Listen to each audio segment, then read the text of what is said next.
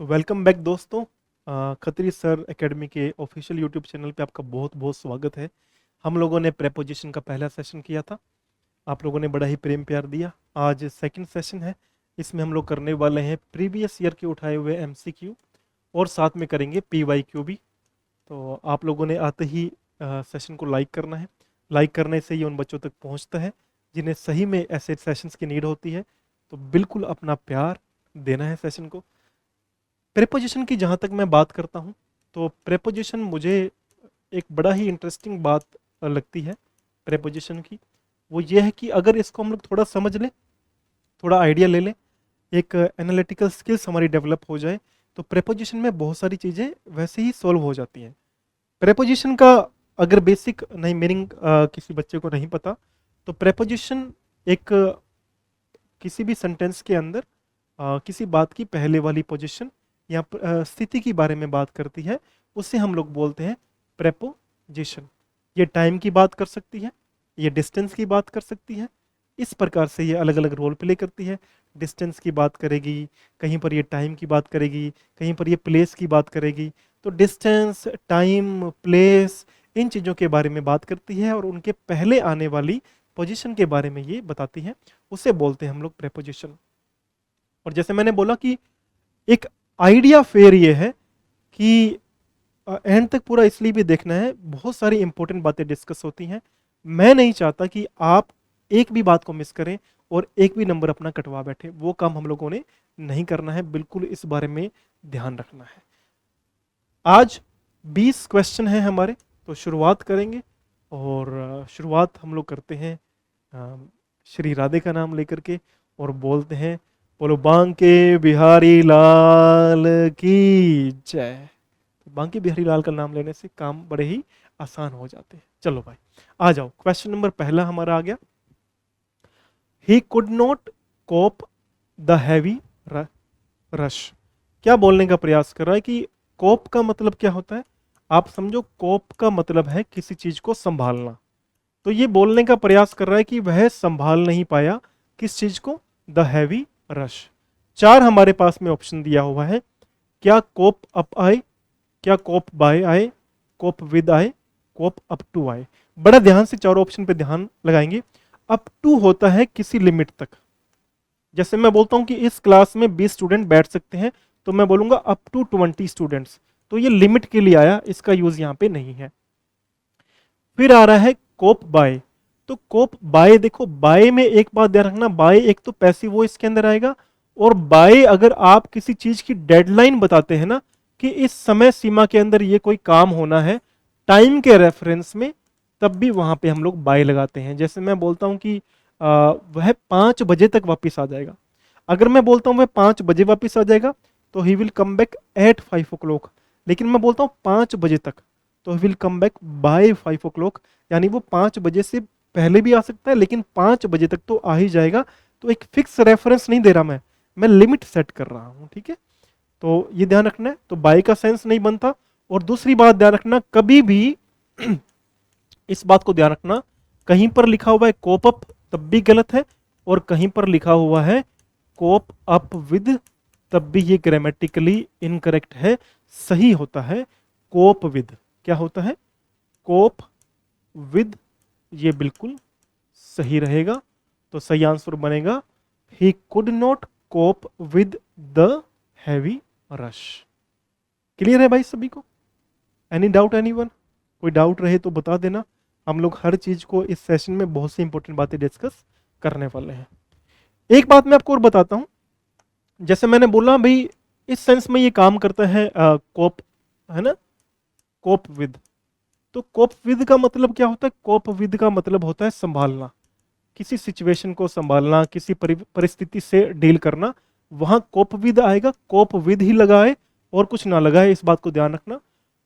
और इससे जो मैं खास बातें आपसे जोड़ता हूं, तो वहां पे दो बड़ी इंपॉर्टेंट बातें हैं, एग्जाम में आता है। एक तो आता है डील इन, और एक आता है डील विद। ये डील तो वर्ब है ना, इस बात को ध्यान रखना। ये सब्जेक्ट के अकॉर्डिंग चेंज होती रहेगी, लेकिन डील इन और डील विद में फर्क क्या है, हमें ये समझना है।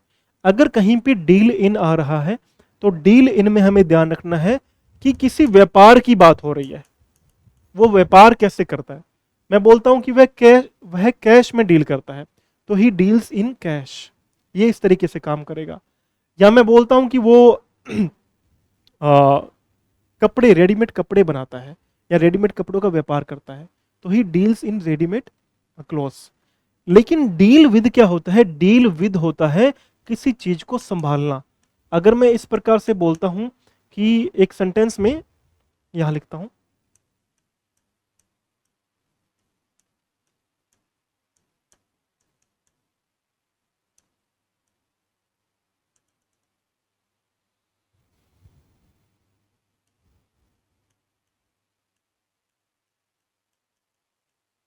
इस प्रकार से, he knows how to deal dash depression, depression. तो अब देखो, यहां है कि उससे ये आइडिया है कि डिप्रेशन को कैसे संभालना है, वो डिप्रेशन का व्यापार थोड़ी करता है। तो यहां है कि उसे पता है कि डिप्रेशन को कैसे संभालना है। He knows how to deal, how to deal क्या आएगा? विद डिप्रेशन आएगा। इस बात को नोट करना, he knows how to deal with depression. एक इंपॉर्टेंट बात यहां और है, कर ही लेते हैं। यहां लिखा है ना नोज, ही नोज। देखो, डील्स में एस क्यों नहीं आया, नोज में एस क्यों आया? क्योंकि ये मेन वर्ब है, ये मेन वर्ब है। और यहां ये जो वर्ब है ना, ये टू के साथ लग रही है। टू के साथ जब भी आप लोग वर्ब लगाओगे तब वर्ब की फर्स्ट फॉर्म ही लगती है, फिर ऐसे या एस का रोल वहां पर खत्म हो जाता है। ठीक है, चलो भाई, कोई डाउट? कोई डाउट हो तो क्वेश्चन कर देना भाई। सेकंड पे आते हैं। My opinion dash the play is that it will win the national award. मेरा ओपिनियन है, मेरा जो विचार है प्ले को लेकर के, वो ये है कि यह नेशनल अवार्ड जीतेगा। इतना बढ़िया ये प्ले है, ये मेरा विचार है, मेरा मानना है। अब देखो, चार ऑप्शन है। माई ओपिनियन टू, टू काट दो। टू आता है जब हम बोलते हैं कि यहां से वहां जाना, है ना, डिस्टेंस तय करना, वहां टू आता है, यहां टू का सेंस नहीं है। ओन निकाल दो। ओन मैंने आपको पहले भी बताया, बड़ा ही आपको एनालिटिकल होकर के ओन और इनके बारे में सोचना पड़ेगा। क्योंकि देखो, जिस तरीके से मैं ओन को प्रेजेंट करता हूं, तो ओन का मतलब होता है कोई चीज किसी सरफेस के ऊपर टिकी हुई है। ठीक है, जैसे अभी ना मैं एक स्टेज पर खड़ा हूं, तो I am standing on a stage, मैं उसके ऊपर टिका हुआ हूं। ऑन इस रूप में भी आएगा और ऑन टाइम के लिए भी आएगा कि मैं वेडनेसडेज को पार्टीज करता हूँ, आई एंजॉय ऑन वेडनेसडेज। मैं संडेज को पार्टी करता हूँ, आई एंजॉय ऑन संडेज। मैं मंडे को मंदिर जाता हूँ, है ना, इस प्रकार से। तो ऑन समय के लिए भी आता है, जब डेज की बात करता हूँ मैं। ऑन स्टेबल कोई चीज है उसके लिए भी बात करता है, इस प्रकार से रखी हुई है उसके ऊपर, स्टेबल है, स्थिर है। बड़ा ही तार्किक होके सोचना पड़ेगा कि ना, इनमें बहुत गलती होती है। इन हमें लगता है कई बारी इस सेंस में बोलना कि ये चीज किसी चीज के अंदर है, तो जब तक फिजिकली अंदर नहीं है, क्योंकि हिंदी में बोलने में ऐसा आ जाता है और वहां गड़बड़ हो जाती है। अगर मैं बोलता हूं मैं क्लासरूम के अंदर हूं, तो मैं फिजिकली क्लासरूम के अंदर प्रेजेंट हूं, तब मैं इन द क्लासरूम बोलूंगा। Otherwise I have to be very very careful. मुझे बहुत ही सावधान रहना पड़ेगा कि मैं हिंदी पर नहीं जाऊं, जहां मुझे लगे यहां इन लगाना है मैं सीधा नहीं इन लगाऊं। मुझे पता होना चाहिए इनके बड़े लिमिटेड यूजेस हैं और मुझे वहीं करने हैं जहां इसके यूजेस हैं। एक तो मैं इनका यूज करता हूं जब मैं बताऊंगा कि मैं एक 5 मिनट 10 मिनट के बीच में आ जाता हूं, है, मैं 1 घंटे के बीच में आ जाऊंगा। टाइम के लिए इन लगाऊंगा मैं, समय मिनट्स के लिए, सेकंड्स के लिए, आवर्स के लिए इन लगाऊंगा। अगर मैं बोलता हूं कि मैं इस चीज के अंदर हूं, तब मैं इन लगाऊंगा। फिजिकल एग्जिस्टेंस है उसके अंदर, अस्तित्व है उसके अंदर, तब इन लगाऊंगा। अदरवाइज कहीं पर भी ऐसा सेंस बन रहा है तो मैं वहां सीधा उठा के इन नहीं लगाऊंगा। पहले मैं सोचूंगा कि ये इन समय के कॉन्टेक्स्ट में बात कर रहा है या ये इन फिजिकल एग्जिस्टेंस के रूप में बात कर रहा है। अगर ऐसी कोई बात नहीं हो रही है तो मुझे इन लगाने से बचना है दोस्तों, बहुत खास बात है। ठीक है, तो ये यहाँ पे ऑन या इन का सेंस भी नहीं आएगा। दो बच्चे अबाउट या ऑफ, ऑफ तब लगाना है जब हम लोग किसी व्यक्ति के ओपिनियन के बारे में बात करेंगे। कई बार आपने सुना भी होगा ओपिनियन के साथ में ऑफ लगा आता है, तो जब किसी व्यक्ति के बारे में बात कर रहे हो तब ओपिनियन के साथ में ऑफ लगाना है। लेकिन अगर किसी चीज के बारे में बात कर रहे हो तब ओपिनियन के साथ में क्या लगाओगे, अबाउट लगाओगे। My opinion about the play, ये इस प्रकार से काम करेगा। My opinion about the play is that, क्योंकि प्ले की बात हो रही है, किसी व्यक्ति के बारे में मैं नहीं बता रहा हूं, तो यहां बनेगा my opinion about the play is that it will win the national award. इस तरीके से ये काम करने वाला है। चलो भाई आगे देखते हैं। बड़ी ही खास बात है, और इस खास बात के साथ में आपको मैं एक बड़ी इंपॉर्टेंट चीज भी समझा देता हूं। जैसे मैंने बोला दो चीजें हैं, एक तो मैंने बोला ओपिनियन ऑफ, एक मैंने बोला ओपिनियन अबाउट। जब मैं बोलता हूं ओपिनियन ऑफ, तब मैं अपना ओपिनियन किसी पर्सन के बारे में बताऊंगा। जब मैं बोलता हूं ओपिनियन अबाउट, तब मैं अपना ओपिनियन किसी थिंग, थिंग्स लिख देते हैं कोई बात नहीं, या किसी इवेंट के लिए बताऊंगा। तो जब मेरा ओपिनियन किसी थिंग, किसी इवेंट के बारे में होगा तब मैं वहां पे ओपिनियन अबाउट लगाऊंगा। जब किसी पर्सन के बारे में होगा तब मैं लगाऊंगा ओपिनियन ऑफ। जैसे मैं बोलता हूं कि what is your opinion of the new teacher, आपका न्यू टीचर के बारे में क्या ओपिनियन है। तब यहां पे what is your opinion about नहीं लगाना है, क्योंकि अब अपन ना किसी व्यक्ति के ओपिनियन के बारे में बात कर रहे हैं। भाई बताओ, कई बार होता है ना, बताओ भाई इसके बारे में तुम क्या सोचते हो। तब यहां बड़ा आइडेंटिकल चीजें हैं, बड़ा ही फोकस करना पड़ेगा। ओपिनियन के साथ में हम लोग यहाँ पे ऑफ लगाएंगे, क्योंकि मैं किसी व्यक्ति के बारे में बात कर रहा हूं। What is your opinion of the new teacher. मैं जैसे ही पीछे गया तो मुझे पता लगा यहां बोल रहा है my opinion dash the play is that it will win the national award. अब मेरा जो ओपिनियन है ना मेरे दोस्तों, वो मेरा इस प्ले के बारे में ओपिनियन है, किसी व्यक्ति के बारे में मेरा ओपिनियन नहीं है। तो मैं यहां लगाऊंगा माई ओपिनियन अबाउट। क्लियर है भाई, किसी को डाउट कोई? पर डाउट नहीं रखना है। आज की क्लास को मिस मत करना, पूरा एंड तक वॉच कर लेना मेरे दोस्त। और I always tell you that I am your friend, philosopher and guide, and if any day you need any help you can DM me on Instagram. मैं आपकी पूरी पूरी हेल्प करने के लिए तैयार हूँ, and I am going to fight for you till the very end of my life.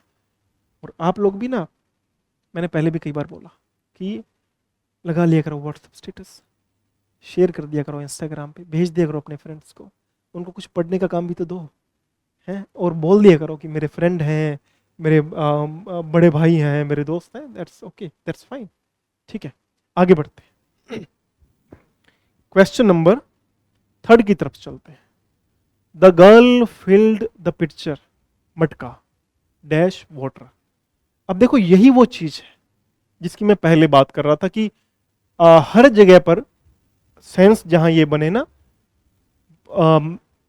से भरा या में भरा। जैसे लड़की ने जो पिक्चर है मटका है, हमें लगता है कि मटका जो है वो पानी से भरा है, पानी का भरा है, पानी में भरा है। तो ये हिंदी में हम लोग चले जाते हैं, वहां कंफ्यूज हो जाते हैं। आप सोर्स समझना है आपको। इन होता है कोई चीज किसी चीज के अंदर, पानी में नहीं भरा है। ऑफ वाटर पानी का भरा है, तो पानी का भरा, यहां देखो पानी का भरा हुआ है। अब वो बोला कि उसने किसी सोर्स से उसको भरा है, और सोर्स के लिए क्या आता है हमारे पास में, ना ही तो ऑफ आता है, ना ही सोर्स के लिए फॉर आता है। सोर्स के लिए हमारे पास में आता है with. The girl filled the picture with water. किस चीज सोर्स का भरा हुआ है, ये पानी का भरा हुआ है। मैंने उस दिन बात करी थी कि आपके पिताजी ने आपको पीटा, तो मान लेते हैं, क्या डर क्या है, खाते ही है, हमार सबने खाई हुई है। तो हाँ, एक मैंने बोला था कि कोई नहीं याद करेगा यहाँ से जाने के बाद, दूसरा बाप नहीं मिलेगा बाप के जाने के बाद। तो जितनी सेवा हो सकती है अपने माता पिता की अभी करो, अभी एज है, अभी तुम्हारी एज है उनके लिए करने की। इसलिए बोलता हूँ छोटी एज में लग जाओ, चांसेस मत गवाओ, खून तुम्हारा खोलना चाहिए, नौकरी पक्की करो, अर्ली एज के अंदर लगो, प्लेसमेंट लो और मेहनत करो, और ये है ना एक स्टेप लेकर के कि हाँ मैंने ये करके दिखाया है, और उनको खुश कर दो, फिर घुमाओ उनको, पैसे का सोचे मत, घुमाते रहो उनको। तो मैं बता रहा था सोर्स का कि अब ऐसे होता कई बारी कि मेरे पिताजी ने मुझे लकड़ी से मारा, अब वहां मन तो ऐसे लगता है कि ऐसे लगा दे, my father beat me up with, अब लगाते क्या, from a stick, from a stick नहीं लगाना, वो कोई सोर्स का यूज कर रहे हैं आपको मारने के लिए, और वो सोर्स क्या है, वो सोर्स है उनके हाथ में छड़ी है।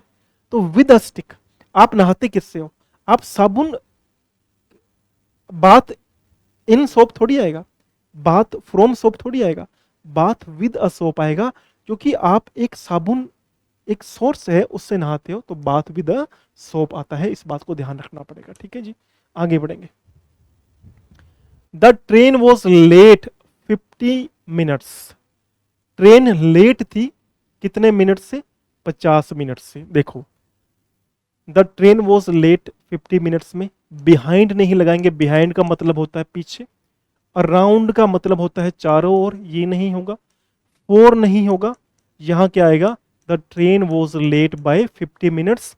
और इस बात को बड़ा गौर करना पड़ेगा आपको, बाय वाला मैंने आपको पहले बताया, बाय और एट में थोड़ा सा फर्क आपको समझना पड़ेगा, कि बाय और एट दोनों कई बार इस समय के लिए आता है, लेकिन बाय वहां आएगा जहां पे मैं बोलता हूं कि ये, यहां से मैंने बोला 50 मिनट्स है ना, तो मुझे पता है कि ये 50 मिनट्स के बीच बीच में जो भी समय आ रहा है, उस उतने समय से वो क्या है, लेट है। तब मैं क्या लगाऊंगा, बाय 50 मिनट्स। लेकिन मैं बोलता हूं कि ट्रेन 5 बजे आई, तो फिर वहां क्या लगाऊंगा, एट 5 o'clock, इस प्रकार से मैं लगाऊंगा कि ट्रेन 5 बजे आई, तो ट्रेन अराइव्ड एट 5 o'clock। लेकिन मैं ऐसे बोलता हूं कि ट्रेन आएगी और 5 बजे तक आएगी, तो मेरा यहां कहने का मतलब है भाई 4 बजे भी आ सकती है, 4:30 भी आ सकती है, 5 भी आ सकती है। अब मैं यहां पे एक समय सीमा तय कर रहा हूं कि 5 बजे तक तो आ ही जाएगी, तब मैं वहां फिक्स टाइम की बात नहीं कर रहा हूं। फिर वहां पे ये नहीं लिखूंगा the train will arrive at 5 o'clock, क्योंकि जब मैं बोलता हूं, अगर मैं ऐसे लिखता हूं the train will arrive at 5 o'clock, तब मेरा बोलने का मतलब क्या है, तब मेरा बोलने का मतलब है कि ट्रेन जो है वो 5 बजे ही आएगी, यानी 5 बजे एक फिक्स समय है। अगर इसको थोड़ा सा मैं चेंज करता हूं और मैं बोलना चाहता हूं कि ट्रेन 5 बजे तक आएगी, यानी 4 बजे भी आ सकती है, 4:30 भी आ सकती है, तब मैं यहां बोलूंगा बाय 5 o'clock। इस बात को अपन को ध्यान रखना है मेरे दोस्त, इस बात को मिस नहीं कर देना। ठीक है जी, तो इस बात को नोट कर लेना। चलो, कुछ रह गया क्या पीछे से?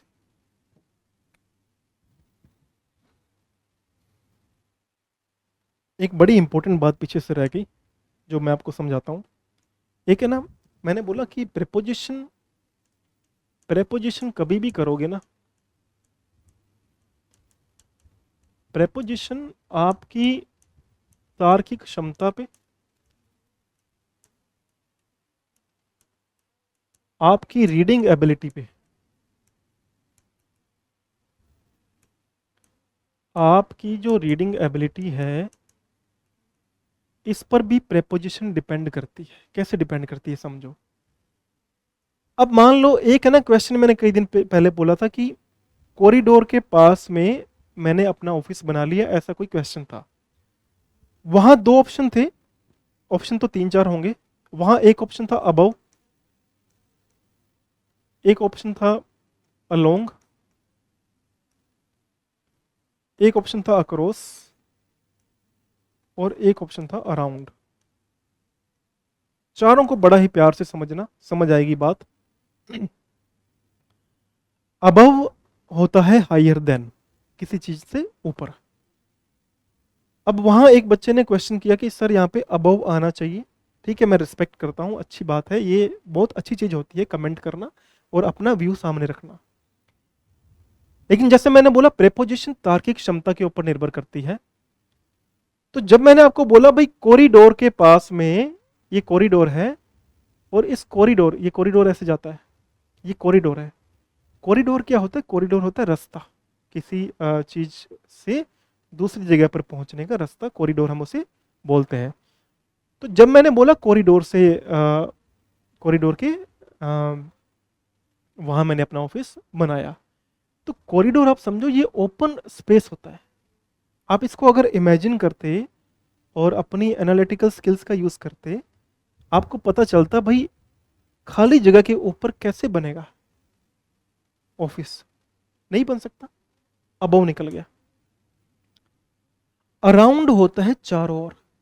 जैसे मैं बोलता हूं कि मैं वॉक करता हूं, तो मैं बोलता हूं कि मैं एक गार्डन के अराउंड वॉक करता हूं, गार्डन के चारों ओर वॉक करता हूं, तो I walk around a park.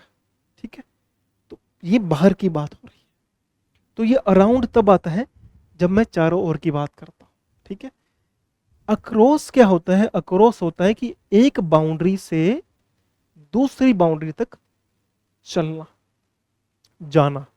जैसे ही वॉक्ड अक्रॉस द ब्रिज, तो ब्रिज यानी कि पुल, तो उसने पुल के एक कोने से दूसरे कोने तक वो चल के गया। वहां पर क्या आएगा? वहां पर फिर आ जाएगा अक्रॉस। अब अलोंग क्या होता है? अलोंग होता है के साथ साथ या किनारे पर। तो कॉरिडोर है एक रास्ता, अब मैं इसके ऊपर तो ऑफिस बना नहीं सकता।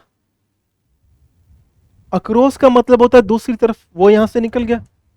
अराउंड यानी कि चारों तरफ तो ऑफिस बनेगा नहीं, तो बनेगा कहां? अलोंग, कॉरिडोर के रास्ते के साथ साथ में मैं अपना ऑफिस बनाऊंगा, तो अलोंग द कॉरिडोर आएगा।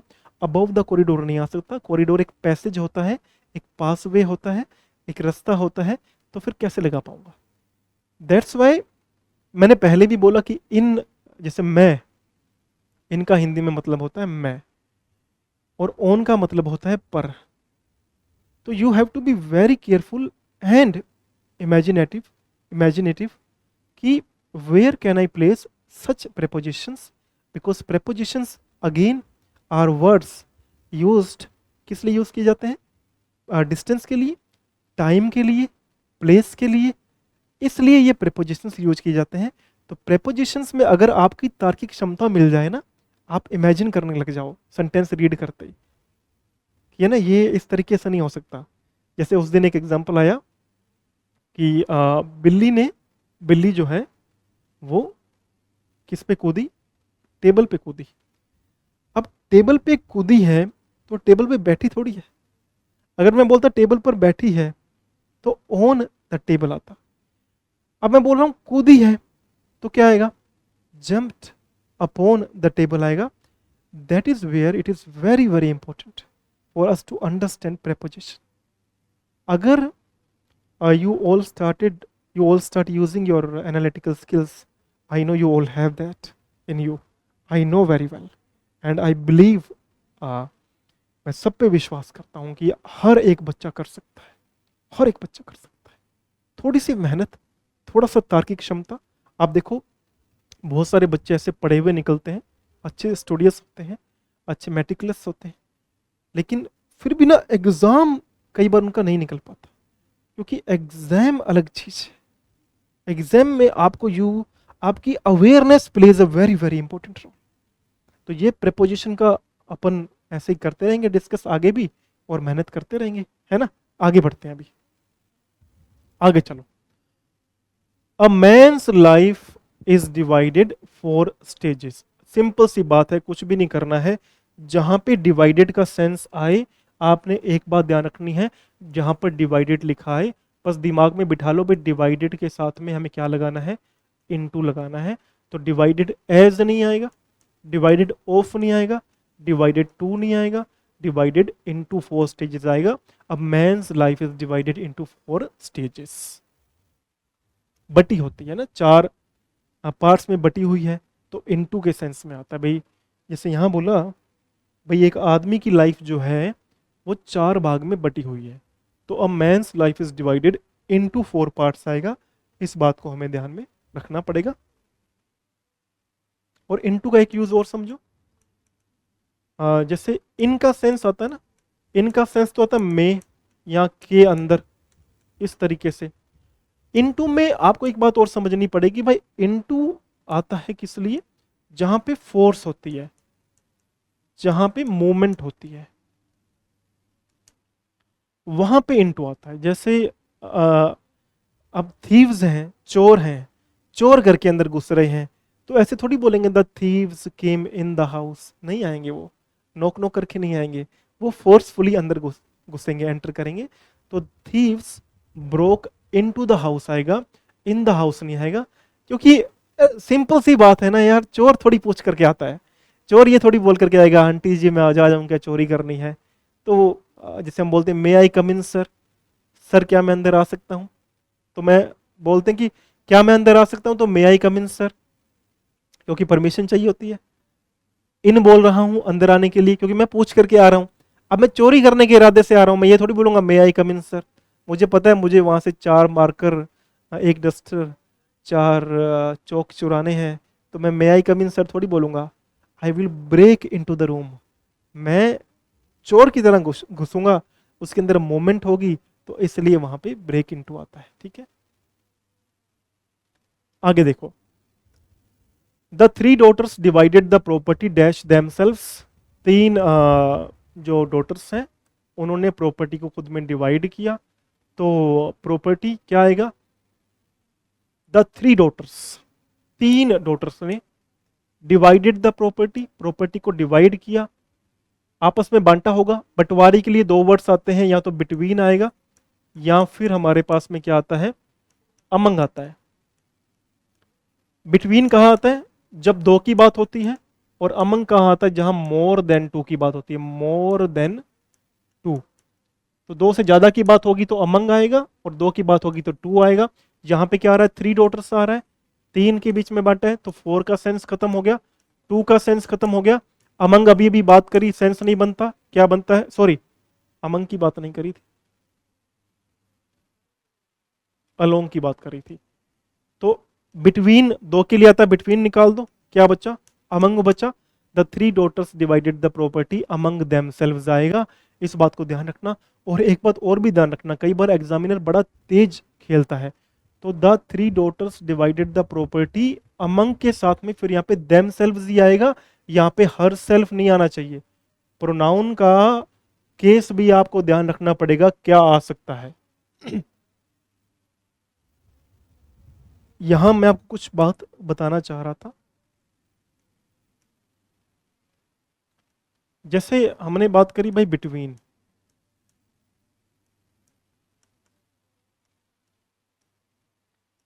बिटवीन और अमोंग की जब मैं बात करता हूं, बिटवीन और अमंग की जब मैं बात करता हूं, तो मुझे ध्यान रखना पड़ेगा भाई। एक तो बात क्लियर है भाई, बिटवीन 2 के सेंस में आता है, जब 2 लोगों के बीच में बंटवारे की बात होती है वहां पे बिटवीन आता है। जब मैं अमंग की बात करता हूं तो मुझे पता है अमंग ध्यान रखना पड़ेगा जब मैं बंटवारे की बात करता हूं, और मैं बोलता हूं कि more than 2 people, more than 2 people. जब मैं 2 लोगों से ज़्यादा की बात करता हूं तब मुझे अमंग लगाना पड़ेगा, और जब मैं 2 लोगों के बीच में बंटवारे की बात करता हूं मुझे वहां पे बिटवीन का यूज करना पड़ेगा। अब बड़ी ही इंटरेस्टिंग बात यहाँ पर यह है कि भाई आपके परिवार में लोग तो होंगे, हैं आपके भी भाई बहन होंगे। अब आप ये सोच लो कि अगर 2 लोगों के बीच में हिस्सा बंटने वाला है तो वहां क्या लगा लो, बिटवीन। अगर आपके भाई बहन 2 से ज्यादा हैं और आपको लगता है कि प्रॉपर्टी डिवाइड होगी, बटेगी, तो 2 से ज्यादा होंगे तो वहां क्या लगेगा, अमंग लगेगा। पर यहाँ पे एक्सेप्शन भी है, अपवाद भी है, इसलिए मैं आपको ये डिस्कस कर रहा हूं। एक्सेप्शन इसमें क्या है, एक्सेप्शन यानी कि अपवाद इसमें यह है कि अगर प्रॉपर्टी बट रही है प्रॉपर्टी नहीं भी बट रही है, कुछ भी बट रहा है, कुछ भी डिफरेंस भी आ रहे हैं, तो आपको ध्यान रखना है एक तो वर्ड जहां पे आए डिफरेंसेस, फिर चाहे 2 की बात हो, 4 की बात हो, 8 की बात हो, 10 की बात हो, अगर डिफरेंसेस वर्ड हमारे पास में आ चुका है, यू बेटर बी केयरफुल कि डिफरेंसेस के साथ में हम लोग अमंग नहीं लगाते, वहां पे हम लोग लगाते हैं बिटवीन। ठीक है।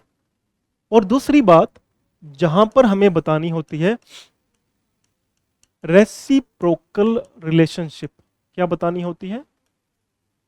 Reciprocal relationship. ये क्या होती है, ये क्या बला है? ये बला ऐसी है कि मान लो मैं बोलता हूँ तीन चार फैमिलीज हैं, जैसे मैंने बोला कि एक फैमिली है हमारे पास में कौन सी, अडानी, एक फैमिली हमारे पास में है अंबानी, एक फैमिली हमारे पास में है गुप्ता, लगा लेता हूँ, या शर्मा लगा लो, कुछ भी लगा लो आप, अपनी अपनी जो है वो लगा लो। तो मैं बोलता हूँ भाई अडानी, अंबानी और गुप्ता के बीच में अच्छे संबंध हैं, तो मैं बोलूँगा there are there is good relation या strong relation, there is strong relation between Adani Ambanis Adanis Ambanis and Guptas. यानी जब मैं रेसिप्रोकल रिलेशनशिप बता रहा हूं, पारस्परिक मैं संबंध बता रहा हूं, अगर वो 2 परिवारों से ज्यादा के बीच में भी है, तब भी मुझे अमंग का यूज नहीं करना है, फिर भी मैं वहां यूज करूंगा बिटवीन। तो बिटवीन और अमंग में आपको इस बात को बहुत बहुत ज्यादा नोट करना है, और यही आपका एग्जाम में 1 नंबर पक्का हो सकता है। ऐसे ही छोटे छोटे सेशंस आपको और मिल जाएंगे, जिन्हें हम लोगों ने नाम दिया है ग्रामर यूनिवर्स का। तो वो ग्रामर यूनिवर्स के सेशन सारे जाके चेक करना, वही आपके एग्जाम का गेम चेंज करने वाले हैं। इस बात को अपन को नोट करके चलो, आ जाओ। नेक्स्ट क्वेश्चन हमारे पास में क्या है? आई was angry dash my self for making such a big mistake. ये बोला कि आई वॉज एंग्री, मैं एंग्री था, गुस्से में था, डैश माई सेल्फ, खुद से, for making such a big mistake, इतनी बड़ी गलती करने के लिए। मैंने पहले भी बताया कि एंग्री, गुस्सा होना 2 तरीके से काम करता है। एक तो आता है एंग्री के साथ में एट, और एक आता है एंग्री के साथ में विद। हमने ऐसा पूरा एक सेशन बना के भी रखा हुआ है, जाके चेक करना।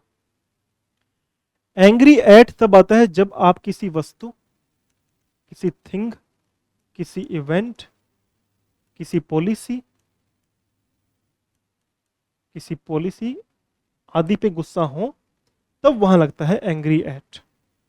जब आप किसी पर्सन से गुस्सा हो, वहां पे एंग्री विद लगता है। अब यहां देखो क्या बोल रहा है, आई वॉज एंग्री माई सेल्फ, तो माई सेल्फ यानी कि ये पर्सन ही है, और ये तो खुद से ही नाराज है, तो एट का सेंस निकल गया। ऑन मैंने पहले बताया कि यहां तार्किक क्षमता लगाओ कि ऑन के यूजेस लिमिटेड हैं, ऑन यहां पे सेंस नहीं बनाता।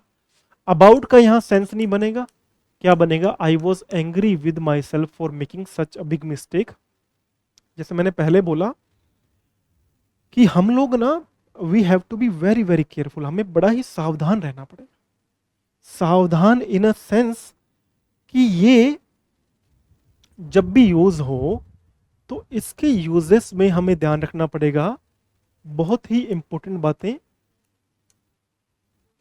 कि इनके जो यूजेस है ना, वो बड़े ही प्रोफाउंड यूजेस हैं, and we have to be precise, हमें बड़ा ही प्रिसाइज रहना पड़ेगा।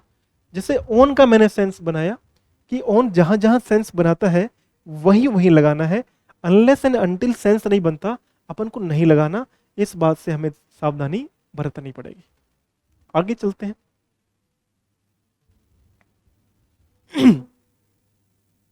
इसका आप बताओ, पढ़ो भाई, क्या लिखा हुआ है? Mumbai is famous dash it's textiles. Textiles क्या होता है? कपड़े की जो,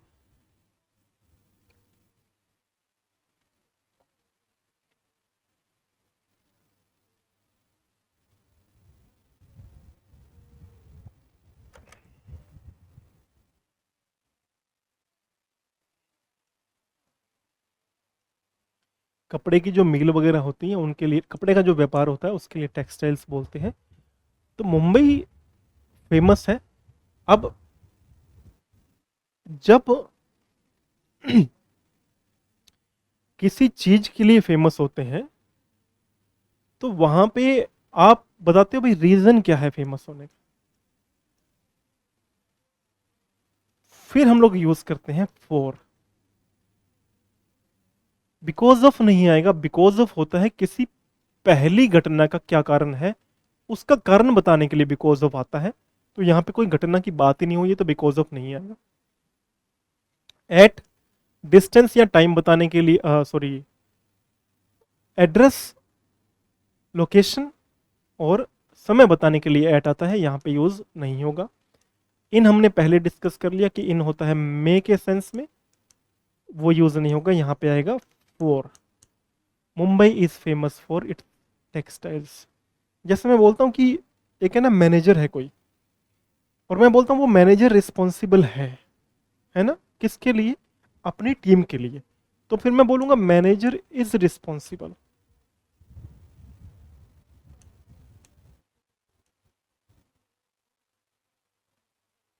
मैं बोलता हूं अ मैनेजर, एक जनरल सेंस में बोल रहा हूं, इज रिस्पॉन्सिबल फॉर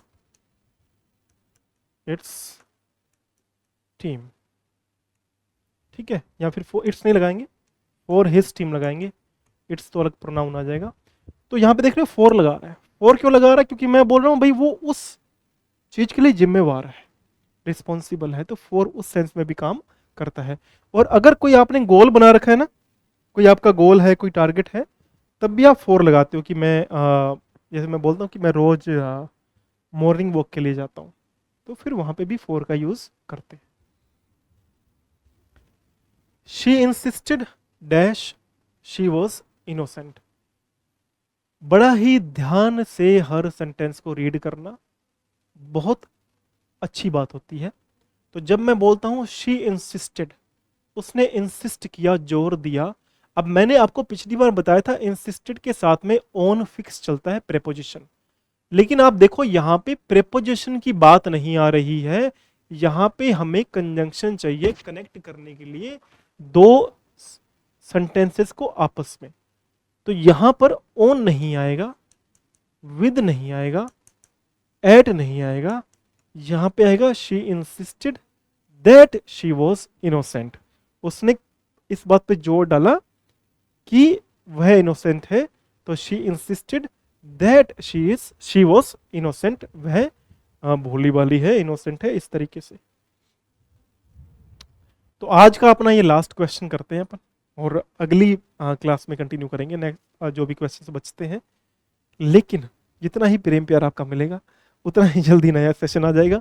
अभी कुछ बातें और भी डिस्कस करेंगे, ऐसे जाएंगे नहीं, इंपॉर्टेंट बातें हैं इसके अंदर भी और भी। देखो 10वां क्वेश्चन हमारे पास में आता है, ही बो डाउन द अल्टार।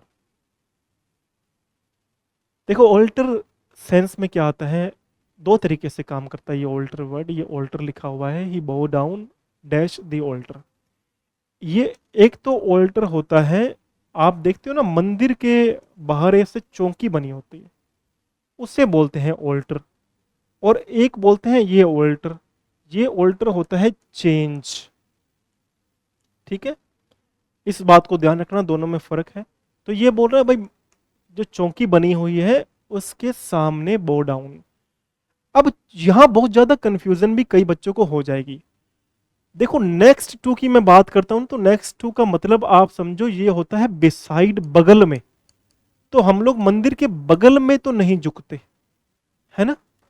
और फिर आ रहा है एट, एट होता है लोकेशन के लिए, ये भी यहां से निकल गया। अब दो बच्चे इन फ्रंट ऑफ और बिफोर।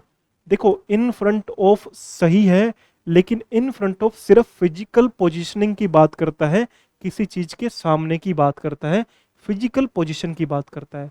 लेकिन एक फिक्स सेंस में चलता है बो डाउन बिफोर, और इसका मीनिंग क्या होता है, इसका मीनिंग होता है श्रद्धा से किसी के सामने झुकना, उसे बोलते हैं बो डाउन बिफोर। तो इसके अंदर क्या आएगा, बिफोर सही रहेगा। ये बहुत ज़्यादा खास बात थी, इसलिए मैंने आपको ये बात यहाँ पर एक्सप्लेन करी है। एक एक नंबर प्रेपोजिशन के अंदर तो कटना नहीं चाहिए भाई किसी का भी, क्योंकि नंबर कटता है तो फिर आपको तो दुख होता ही है, मुझे भी दुख होता है।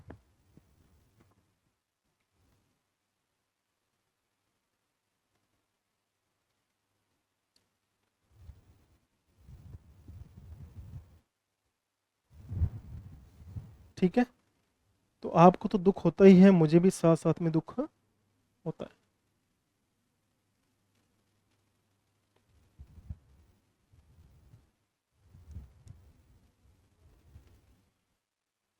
तो मेरे सभी भाई बंधु, अपन को आज की क्लास को यहीं एंड करते हैं। अगले क्वेश्चन में हम लोग अगली क्लास के अंदर मिलेंगे। आप लोगों ने पूरी मेहनत के साथ में तैयारी करनी है, हार्डवर्क करना है, और एक छोटी सी एज के अंदर ही अपने एग्ज़ाम को क्रैक आप लोगों ने कर लेना है। ये बहुत ही इम्पोर्टेंट बात होती है, एक छोटी सी एज में ही एग्ज़ाम को क्रैक कर लेना। तो आज के लिए इतना ही बहुत है। सभी दोस्तों को राधे राधे। मिलेंगे अगली क्लास के लिए। अपना ध्यान रखें, मेहनत करते रहें, लगे रहें। Thank you so much.